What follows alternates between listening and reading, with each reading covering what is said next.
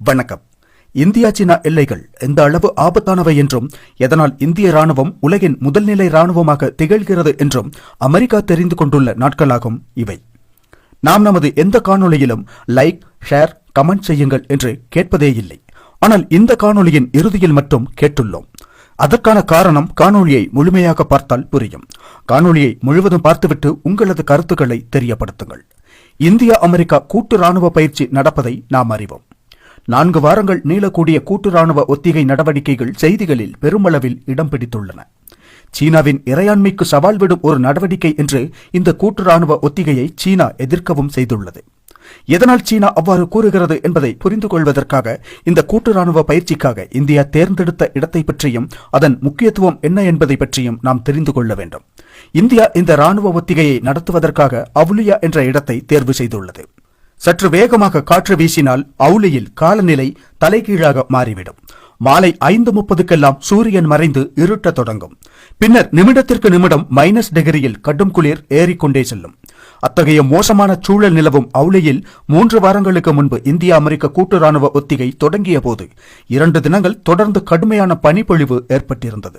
அந்த கடுமையான குளிர் நிலவும் இடத்திற்கு அமெரிக்க ராணுவத்தினர் வந்திறங்கினார்கள். உண்மையில் அமெரிக்க வீரர்கள் அதுவரை கண்டிருந்த கருதியிருந்த அனைத்திற்கும் முற்றிலும் மாறுபட்ட ஒரு சூழலை அவர்கள் அங்கு கண்டார்கள். இதனால் இந்திய ராணுவம் உலகளவில் மிகச்சிறந்த ராணுவமாக உள்ளதென்றும் இந்திய ராணுவ வீரர்கள் எந்த அளவு வலிமையானவர்கள், வீரமிக்கவர்கள் என்று அங்கு வந்து இறங்கிய நிமிடத்தில் புரிந்து கொண்டுள்ளார்கள் அமெரிக்க ராணுவத்தினர். கடுமையான குளிர் நிலவும் அவுலி வந்தடைந்த அமெரிக்க ராணுவ வீரர்கள் அங்கு நிலவும் காலநிலையோடு ஒத்துப்போக மிகவும் சிரமப்பட்டுள்ளார்கள்.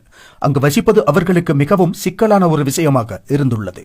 குளிரையும் மோசமான காலநிலையையும் எதிர்கொள்வதற்கான எல்லாவித முன்னேற்பாடுகளும் செய்திருந்தாலும் கூட அமெரிக்க ராணுவத்தினர் பெரும் பாடுபட்டுள்ளார்கள் என்று ஊடகங்களில் வெளியாகியுள்ள ரிப்போர்ட்டுகள் குறிப்பிடுகின்றன.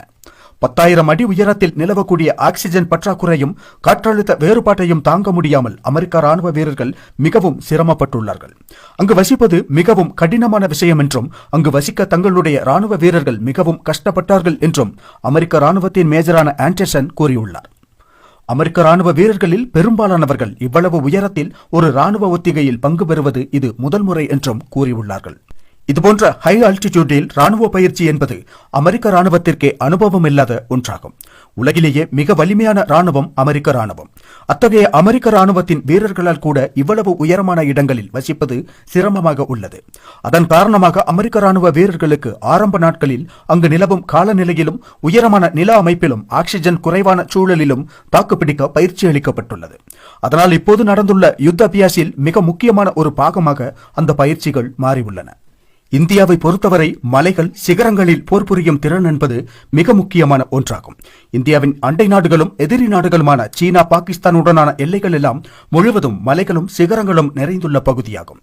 சியாச்சினை போல உலகின் எந்த நாட்டின் ராணுவத்தாலும் சில தினங்கள் கூட தாக்குப்பிடிக்க முடியாத இடங்களிலும் இந்திய ராணுவம் 24 மணி நேரமும் காவல் நிற்கிறது. அதிலிருந்தே நாம் நமது இந்திய ராணுவத்தின் வலிமை என்ன, வீரம் என்ன, திறன் என்ன, தேசப்பற்று என்ன என்பதை புரிந்து கொள்ள முடியும். இங்கு நாம் புரிந்து கொள்ள வேண்டிய முக்கியமான மற்றொரு விஷயம், உலகின் அனைத்து நாடுகளின் ராணுவ வீரர்களுமே பயிற்சிகள் பெற்றும் உடல் வலிமையானவர்களாகவும் தான் இருப்பார்கள். ஆனால் அவர்கள் எவரும் செய்ய முடியாத எத்தனையோ விஷயங்களை இந்திய ராணுவம் செய்கிறது. இந்திய ராணுவத்தின் மாவீரர்கள் செய்கிறார்கள் என்றால் அவர்கள் கொண்டுள்ள தேசப்பற்று காரணமாக அசாத்தியமான எதையும் சாத்தியமாக்குகிறார்கள். அதன் மூலம் இந்த உலகின் மிகச்சிறந்த ராணுவ வீரர்களாக உள்ளார்கள். உலக சக்தியான அமெரிக்காவின் ராணுவ வீரர்களால் கூட தாக்குப்பிடிக்க முடியாத அந்த இடங்களில் மிக சாதாரணமாக நின்று அல்லும் பகலும் காவல் காத்து நிற்கிறார்கள் எனும்போது சீனா, பாகிஸ்தான் போன்ற நமது எதிரிகளுக்கு சவால் விட்டுக் கொண்டு நிற்கும் நமது வீரர்களின் நெஞ்சுறுதியும் வலிமையும் வீரமும் எத்தகையது என்பதை புரிந்து கொள்ள வேண்டும். அதனை புரிந்து கொண்ட நாட்களாக இருந்துள்ளன தற்போது யுத்த அபியாஸ் நடந்த நாட்கள். எதிர்காலத்தில் பல்வேறு விஷயங்களில் ராணுவ நடவடிக்கைகளுக்கு இந்த போர் பயிற்சி பலனளிப்பதாக இருக்கும் என்று இரு ராணுவங்களும் தெரிவித்துள்ளன. இப்போது அமெரிக்கா இந்தியா சீனாவை இவ்வளவு கடுமையாக எதிர்ப்பது எப்படி, எவ்வாறு சீனாவை கால்வான் பிரச்சனைக்கு பிறகு ஓட ஓட விரட்டியது, இந்திய ராணுவம் எந்த அளவு வலிமையான ராணுவமாக உள்ளது, இந்த மோசமான காலநிலையில் இத்தகைய மலைப்பிரதேசங்களில் எவ்வளவு சிறப்பாக இந்திய ராணுவம் காவல் புரிகிறது என்பதையெல்லாம் புரிந்து கொண்டுள்ளது. எத்தகைய மோசமான காலநிலையிலும் எத்தகைய நில அமைப்பிலும் எந்த சூழலிலும் மிக தீவிரமாக போர் புரியவும் எதிரியை தகர்த்தெறியவும் இந்தியாவால் முடியும். இந்திய ராணுவம் அந்த விஷயத்தில் உலகிலேயே முன்னிலை ராணுவமாக உள்ளது முடியாதென்று அமெரிக்கா புரிந்து கொண்டுள்ளது. உலகில் மிக வலிமையான ராணுவம் இந்திய ராணுவம் என்பது அமெரிக்காவிற்கு தெரிந்துவிட்டது. எனவே இப்போது உலகம் தெரிந்து கொண்டுள்ளது என்று கூறலாம். அந்த வகையில் இந்திய ராணுவத்தின் வலிமையும் பயிற்சியும் போர்த்திறனும் தேசப்பற்றும் எல்லாம் அமெரிக்காவிற்கே எடுத்துக்காட்டு என்று அமெரிக்காவே கூறுகிறது. ஆனால் இங்கு சில அரைவேக்காடுகள் ராணுவம் என்ன, ராணுவ சேவை என்பது எத்தகையது என்பதை அறியாத அரைகுறை அறிவாளிகள் ராணுவ வீரர்களை தவறாக பேசவும் அவர்கள் சம்பளம் பெற்றுதான் சேவையாற்றுகிறார்கள் என்றும் பேசுவது வேடிக்கையாக உள்ளது. ஆனால் ஒவ்வொரு இந்திய குடிமகனுக்கும் கோபத்தை ஏற்படுத்தும் ஒன்றாக உள்ளது அது. இவர்கள் கூறும் சம்பளத்திற்காகத்தான் ராணுவ வீரன் சேவையாற்றுகிறான் என்றோ அல்லது ராணுவ வீரர்களின் சேவைக்கும் தியாகத்திற்கும் ஈடாகத்தான் சம்பளம் கொடுக்கப்படுகிறது என்றோ யாரேனும் கூறினாலோ நினைத்தாலோ உலகில் மிக மோசமான பிறவியாக எதை கூற முடியுமோ அதுவாக அவனை கூறுவதில் தவறில்லை. இவர்கள் கூறும் சம்பளம் எதிரியின் துப்பாக்கிக்கும் பீரங்கிக்கும் டங்குகளுக்கு முன்னால் நெஞ்சை காட்டி நிற்க வைத்து விடுமா? இவர்கள் கூறும் சம்பளம் எந்த கொம்பன் வேண்டுமானாலும் வரட்டும், நாங்கள் பார்த்துக் கொள்கிறோம், நீங்கள் நிம்மதியாக உறங்குங்கள் மக்களே என்று காவல் காக்க வைத்து விடுமா? அதுவும் சரிதான். போர்க்களம் என்பது என்ன என்று அதை பார்த்த வீரர்களுக்கு தான் தெரியும். வெறும் வாய் பேசக்கூடிய வீணர்களுக்கு அது தெரியாது. இந்திய ராணுவத்தின் வீரர்களை எந்த வீணர்களும் தரக்குறைவாகவோ மரியாதை இல்லாமலோ மிரட்டும் விதமாகவோ பேசுவதை எந்த குடிமகனும் ஏற்றுக்கொள்ள மாட்டான். பிரிவினைவாதம் பேசி அந்த வார்த்தைகளை வாடகையாக்கி பிழைப்பு நடத்தும் வீணர்களை பார்க்கும்போது எல்லையில் இந்த நாட்டின் 140 கோடி மக்களின் பாதுகாப்பிற்காக -40 டிகிரி குளிரில் இரவும் பகலும் காவல் புரியும் வீரனுக்கு கோபம் வரத்தான் செய்யும். ராணுவத்தில் உள்ள ஒவ்வொருவரும் மாவீரம் பொருந்திய வீரர்களை தவிர மானம் கெட்ட இவர்கள் போன்ற வீணர்கள் அல்லர். ராணுவத்தில் பணியாற்றும் ஒவ்வொரு வீரரும் அதிகாரிகளும் இங்குள்ள என்ஜினியர்கள், சயின்டிஸ்டுகள், வக்கீல்கள் என்று அனைத்து துறை வல்லுநர்களையும் தங்களுக்குள் கொண்டுள்ளார்கள். அவர்களுக்குள் உள்ள அறிவுத்திறனுக்கு முன்னால் இந்த வீணர்கள் எல்லாம் ஒன்றுமே அல்ல என்பதுதான் உண்மை. அத்தகைய அறிவும் திறனும் உள்ள அவர்கள் எல்லாம் இந்த வீணர்கள் கூறும் சம்பளத்திற்காகத்தான் ராணுவத்தில் இருக்கிறார்கள் என்றால் எத்தனையோ சுகமான வேலைகளை செய்திருக்கலாம். ஆனால் எல்லையில் காவல் காக்கும் ராணுவ வீரருக்கு இந்த நாட்டிற்காக சேவையாற்றுவதை விட சுகமான ஒன்று வேறு இல்லை என்பதால் தான் ராணுவத்தில் சேவையாற்றுகிறார்கள். விரோதிகளை தங்கள் வீரத்தால் துரத்தி அடிக்கும் வீரர்களுக்கு துரோகிகளாக இருந்து இந்த நாட்டை துண்டாட நினைக்கும் வீணர்கள் மீது கோபம் வரத்தான் செய்யும். இங்குள்ள வீணர்களின் பாட்டனான சீனக்காரனிடம் இருந்து இந்த நாட்டை காக்கும் ஒவ்வொரு வீரருக்கும் நாட்டின் உள்ளிருக்கும் வீணர்களின் கூத்து கோபத்தை ஏற்படுத்தத்தான் செய்யும். அவர்கள் சம்பளத்திற்காக வேலை செய்து சலுகைகளை அனுபவிக்க துடிக்கும் வீணர்கள் அல்ல.